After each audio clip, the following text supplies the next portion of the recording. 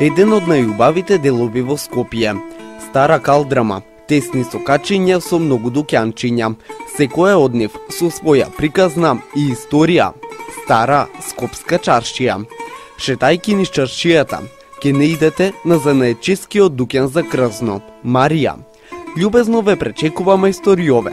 Тој е само една од алките на семејната традиција на овој занаетчиско крзнарски дуќан.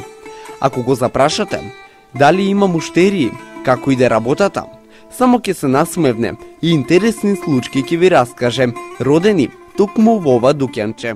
Има доста интересантни случаи, разни муштерии, разни случаи и разни збивања. Доаѓаат муштериката, ти вика што овој број е 40. Не сакам да им биде потесно, така да, а носи више 48-50 и обидуваме или вие оставете или и така да доаѓа до мала шала и така. Има и ќе проба од капите и вика ова е мала капа, не вика ние главата е голема или обратно така. Има такви случаи во кои што малце шала, малце така да не биде убав денот. Колку луѓе дневно го посетуваат дуќанот? Зависност од сезоната. Кај нас нечко купува чадар кој ќе заврне. Така да ако ќе дојде сезоната, ако е многу поладно, има заинтересираност. Ако не, стои во шифонират бундата и кој ќе обече ќе рече, ау, лети поставате за промена, тоа ќе не донесе да правиме и поставате така на. Земеме пример колку еден просечен женски капут е потребно време да се изработи. Зависи 30 сата, 40 сата, зависи од која късно да работиш. Затоа што додека дојдеш до фазата на да го функционираш, има многу работи во кои што треба да способиш крзното, за да може да биде за таа намена. Секој крзно нема иста намена. Едно има за капа, друго има за манжети, трето има за крагна, друго има за бунда и така.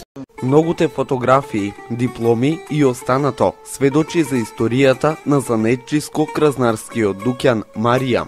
И додека љубопитно зјапате, мајсторијове ќе ви раскаже малку за историјата. Не она за некоја војна, туку за дуќанчето. Семејна традиција, нашиот дедо од 34 година, почнувајќи како занаат во Бучове, во тајфата на Зарезанкови. После тоа основањето на фабриката Димко Митров.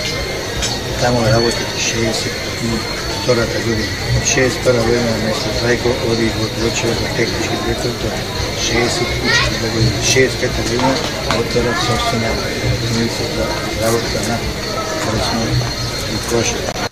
Кожарскиот занаед во дуќанчето, сместено во старата скопска чаршија, изумира, но неговата приказна ќе живее. Ако случајно шетате по чаршијата и го забележите дуќанчето, влезете, ако не за крзното, барем да скршите збор 2 со мајсторијове и за животот во старата скопска чаршија.